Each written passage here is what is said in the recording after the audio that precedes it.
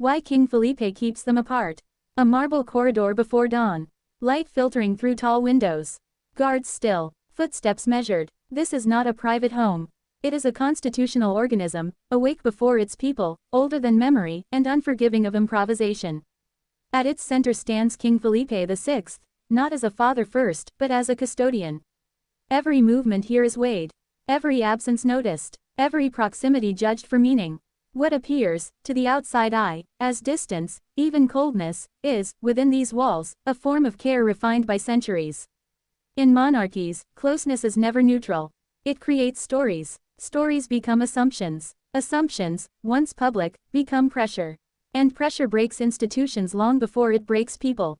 Spain knows this. Its constitution is young. Its monarchy, older than the state that now contains it. Continuity is not abstract here. It is embodied in visible presence, in restraint, in silence where others would explain. This is the living thread of continuity. At public ceremonies, there are spaces left deliberately empty. At private moments, lines are drawn that never appear on paper. Who stands beside whom? Who does not? Who arrives alone? These are not emotional decisions. They are institutional ones. Because when a future sovereign is involved, affection becomes a variable the system cannot afford. By the second minute, the question shifts. Not why they are kept apart, but from what? The answer is not scandal. It is symbolism. A crown does not only represent authority. It absorbs meaning. Every relationship near it becomes narrative. Every gesture becomes precedent. King Felipe understands this better than anyone alive in Spain today. He inherited not just a throne, but the unresolved memory of one that fell. Exile. Return. Fragility masked as ceremony. National identity is woven into these rituals because the alternative is uncertainty, and uncertainty invites erosion. In Washington, this restraint is read as stability. In London, as discipline learned the hard way. In Ottawa and Canberra, as the familiar language of constitutional survival. In Berlin, as proof that symbolism, when mishandled, can fracture legitimacy. By the fifth minute, the phrase returns, because it must. Not from enemies, from intimacy. There are moments when separation is the only visible signal that the institution is still in control of itself. That it has not allowed the personal to outrun the permanent. This is where misunderstanding begins. Because modern audiences are trained to see warmth as authenticity. But monarchies do not trade in authenticity. They trade in continuity. And continuity demands that no single bond appear stronger than the role itself. Something remains deliberately unspoken. By minute 8, the silence becomes noticeable. What is never clarified? What is never denied? What is allowed to fade rather than be confronted? This is not avoidance. It is containment. The crown survives not by answering questions, but by deciding which questions are allowed to exist at all. By the midpoint, a quiet strain emerges. Spain is changing. So is the audience. Visibility is currency now. Distance is interpreted as secrecy. Here lies the tension. An institution built on opacity operating in an age of exposure. This is the point of no return, when every act of restraint risks being mistaken for weakness, and every act of closeness risks becoming irreversible. King Felipe stands precisely on that line. He knows that once proximity is normalized, it cannot be withdrawn without consequence. And once narrative escapes the palace, it never returns unchanged. By the 19th minute, foreign observers begin to speculate, not loudly, but persistently. Not about love, about leverage, about how symbols might be used, intentionally or not, to influence the future shape of the state. This is why separation continues. Not because of fear, but because of foresight, and in the final moments, the words return one last time, not as instruction, but as warning. Because the story is still unfolding. Because the next chapter has not yet chosen its shape. And because history has taught this institution one lesson above all others. What is kept apart today may be the very thing that allows the crown to remain standing tomorrow. Night again. The palace quieter now. Lights dimmed not for rest, but for reflection. What follows separation is not emptiness. It is calibration. Because distance, once established, must be maintained with precision, or it collapses into contradiction. Inside the institution, attention has shifted. Not to emotion, to trajectory. A future sovereign is no longer theoretical. She is present, observed, measured in posture, timing, and restraint. Princess Leonor does not inherit freedom.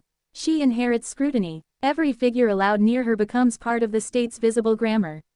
Every absence is just as intentional as every appearance. This is how continuity is protected, not loudly, but relentlessly. Here is the second misunderstanding. Many assume separation is about control over others. It is not. It is about control over meaning. In monarchies, meaning outlives people. A single image can echo for decades. A single perceived attachment can reshape expectations the institution never agreed to carry. This is why King Philippe's role becomes most severe when it appears most personal.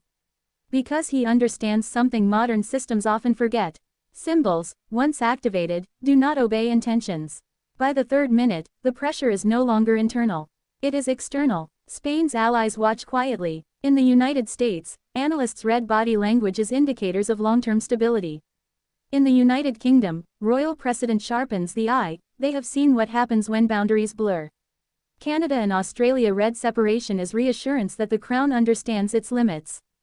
Germany sees something else entirely. Discipline learned through history, not sentiment. These interpretations matter, not because they are correct, but because they exist. This is the deeper layer. The crown is not only Spanish. It is international credibility rendered human. By minute 5, the phrase returns, inevitable, unsoftened. Not by explanation, by consistency. Consistency is the language institutions trust most. It tells allies the system is intact. It tells critics there will be no improvisation. It tells the future that rules will still exist when personalities change. Yet something strains beneath the surface. The cost of restraint accumulates. Not publicly, privately. This is the part history rarely records. The discipline required to remain distant when proximity would be easier. The endurance required to let silence speak, even when misread. By the 8th minute, an unresolved tension settles in. A question the institution refuses to answer directly. How long can separation function before it begins to define identity rather than protect it? This is not rebellion. It is evolution pressing against ritual. By the midpoint, the stakes sharpen. A monarchy can survive scandal. It can survive criticism. What it cannot survive is symbolic drift, when the public no longer understands what restraint signifies. This is the approaching strain King Felipe is preparing for. Not a crisis of love. A crisis of interpretation. Because when distance stops being read as discipline, the institution must decide whether to reassert meaning, or adapt its form. This is the point of no return. From here forward, every decision compounds. Every public arrangement locks in precedent. Every continued separation delays a reckoning, but also preserves leverage. By the 19th minute, the future casts a longer shadow. Spain will not always be patient. Audiences will not always read silence generously. And the next generation will not inherit the same margin for opacity. King Felipe knows this. That is why nothing changes quickly. And nothing changes accidentally. And in the final moments, the phrase returns once more, no longer directive but defensive. Because the crown does not fear closeness. It fears permanence without consent. The distance remains, not as absence, but as a holding pattern. The institution stands, for now, waiting.